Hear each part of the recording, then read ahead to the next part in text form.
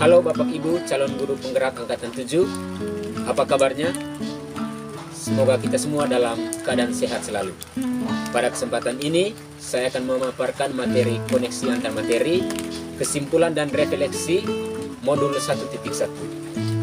Saya Julianus Kondamari dari SMPK Santo Yosef Parenendemet Seperpon. Sebelum saya memulai, izinkanlah saya untuk berpantun lagi. Burung merpati, burung merak, guru yang menuntun dengan baik, terinspirasi dari guru penggerak.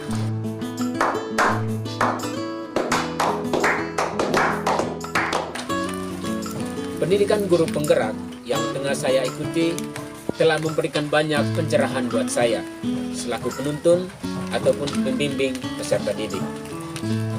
Tentunya melalui rangkaian kegiatan yang telah saya ikuti selama ini, mulai dari pemahaman konsep pendidikan yang diterangkan oleh Bapak Ki Hajar Dewantara, dan juga melalui sharing hebat bersama teman-teman guru lainnya di ruang kolaborasi.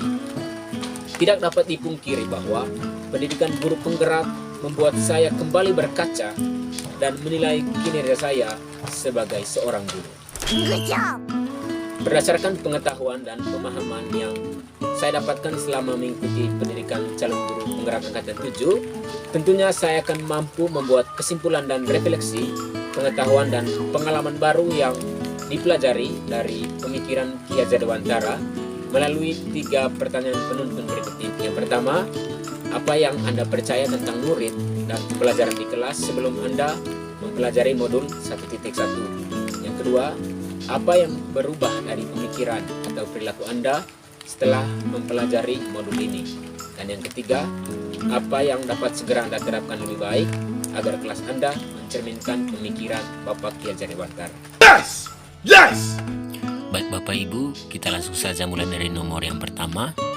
Apa yang Anda percaya tentang murid dan pembelajaran di kelas sebelum mempelajari modul 1.1? Baik, sebelum mempelajari modul ini, yang pertama, saya menganggap peserta didik itu sebagai kertas kosong yang siap saya lukiskan berdasarkan keinginan hati saya. Artinya, mereka hadir di sekolah itu tanpa adanya pengetahuan apapun. Mereka tidak mempunyai minat ataupun bakat, sehingga sayalah yang bertugas untuk memberi mereka pengetahuan, bakat ataupun minat. Yang kedua, pembelajaran yang saya terapkan adalah teacher center. Selama ini saya meyakini bahwa pembelajaran itu adalah berpusat pada guru. Guru adalah satu-satunya sumber belajar bagi siswa. Sedangkan peserta didik ditugaskan untuk konsentrasi penuh kepada guru. Mereka mendengar dan mencatat. Selama ini saya tidak memberikan kesempatan kepada siswa untuk menyampaikan pendapatnya terhadap materi yang saya sampaikan, karena dalam pemikiran saya bahwa mereka tidak tahu apa-apa dengan materi yang saya ajarkan, dan saya adalah satu-satunya sumber yang akurat dan dapat dipercaya. Yang ketiga, saya sering memberi hukuman bagi peserta didik yang tidak mengerjakan tugas yang saya berikan, karena menurut saya itu adalah solusi yang terbaik ketika menemukan permasalahan dalam pembelajaran. Yang keempat, saya kurang memahami karakteristik seluruh peserta didik, sehingga metode yang saya pakai dalam proses pembelajaran selalu sama dan monoton. Sehingga selama ini saya melihat tingkat keaktifan peserta didik itu sangat rendah sekali.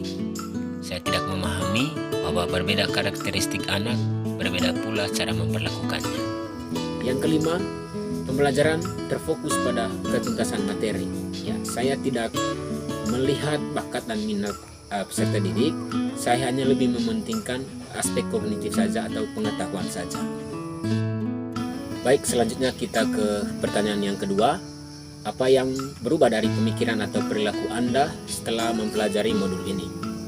Baik, sebelum saya menjawab, saya ingin mengucapkan terima kasih kepada Bapak Ki Hajar Dewantara yang telah menuntun saya dengan pemikiran-pemikirannya yang baik dalam proses pembelajaran yang berpihak pada murid, dan juga tentunya kepada pemerintah yang melahirkan program guru penggerak ini. Baik Bapak Ibu, setelah saya mempelajari modul ini, adapun beberapa hal yang berubah dari pemikiran atau perilaku saya terkait dengan peserta didik dalam proses pembelajaran. Saya melihat yang pertama sekali adalah saya memahami bahwa pendidikan itu berarti menuntun, bukan menuntut. Hal ini benar-benar mengubah cara berpikir saya yang selama ini banyak menuntut kepada peserta didik untuk melakukan banyak hal agar rancangan pembelajaran yang saya desain bisa tercapai. Yang kedua, saya menyadari sekarang bahwa saya selaku guru bukan satu-satunya sumber belajar bagi siswa. Apalagi kalau kita berbicara zaman sekarang bahwa siswa dapat belajar dan mengakses informasi dari berbagai sumber atau referensi melalui media-media sosial seperti YouTube, Google, dan sebagainya. Yang ketiga, saya sepakat dengan apa yang disampaikan Bapak Kiai Haji Dewantara, karena apa yang dia sampaikan itu benar-benar menyadarkan saya bahwa saya selaku pendidik itu seperti seorang petani. Peserta didik saya itu adalah benih-benih tumbuhan. Artinya, saya adalah orang yang bertanggung jawab untuk menuntun atau melayani peserta didik agar skala kebutuhan mereka tercapai dalam proses belajarnya. Baik Bapak Ibu, kita ke pertanyaan yang terakhir, pertanyaan nomor 3. Apa yang dapat segera Anda terapkan lebih baik agar kelas Anda mencerminkan pemikiran Bapak Kiai Haji Dewantara? Baik, tentunya setelah saya mempelajari pemikiran Bapak Kiai Haji Dewantara terkait pendidikan, ada beberapa hal yang bisa saya terapkan agar kelas benar-benar mencerminkan pemikiran Bapak Kiai Haji Dewantara. Yang pertama, saya akan memulai pembelajaran dengan membuat kesepakatan kelas bersama peserta didik, di mana hal ini akan terciptanya atmosfer kelas yang tertib, aman, dan menyenangkan.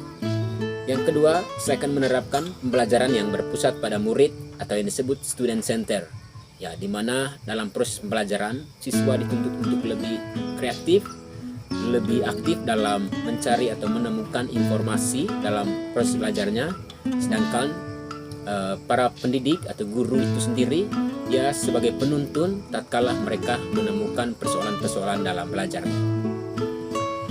Yang ketiga, merancang pembelajaran yang interaktif dan menyenangkan dengan melibatkan peserta didik. Misalnya, menyiapkan sebuah games atau ice breaking saat pembelajaran, ya, di mana ini tujuannya adalah agar pembelajaran itu tidak menjadi jenuh dan membosankan.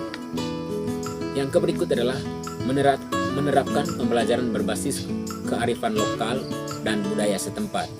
Dalam hal ini, karena saya calon guru penggerak Kabupaten Manggarai Barat, maka saya akan menyisipkan nilai-nilai lokal yang ada di tempat saya, seperti ungkapan-ungkapan bahasa Manggarai atau yang disebut goet, ya, dan lain sebagainya.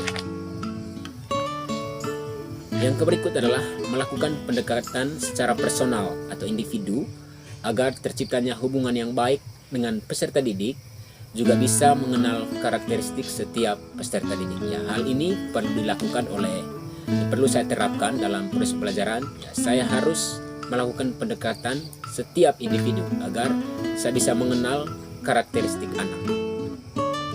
Yang berikut adalah saya akan memberikan kesempatan dan ruang kepada anak didik dalam proses pembelajaran agar mereka bisa dapat mengembangkan diri dengan cara berpendapat.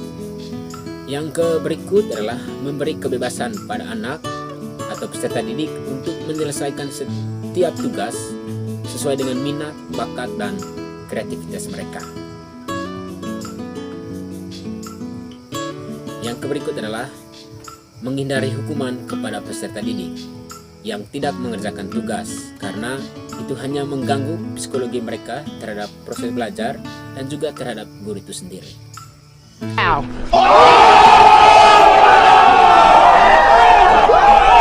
Baik Bapak Ibu guru hebat, itu saja yang bisa saya sampaikan pada kesempatan kali ini terkait koneksi antar materi, kesimpulan, dan refleksi modul 1.1.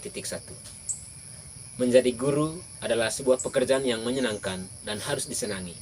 Jadi, berikanlah yang terbaik untuk peserta didik Anda. Salam guru penggerak.